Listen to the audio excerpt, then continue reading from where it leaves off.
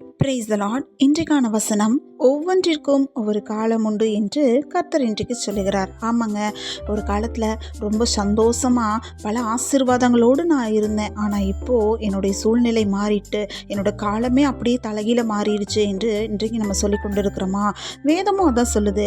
பிறக்க ஒரு காலம் உண்டு, இறக்க ஒரு காலம் உண்டு, நகைக்க ஒரு காலம் உண்டு, வருத்தப்பட ஒரு காலம் உண்டு. நம்ம எல்லாவற்றிற்கும் ஒவ்வொரு காலம் உண்டு என்று வேதம் சொல்லுகிறது.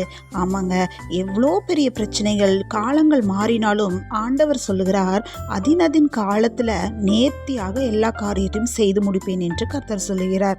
ஆமாங்க, நம்மளுடைய சூழ்நிலைகள் பல மாறி மாறி வந்தாலும் ஆண்டவர் ஒரு திட்டம் வைத்திருக்கிறார். அதன்படி ஆண்டவர் நடத்துவாருங்க.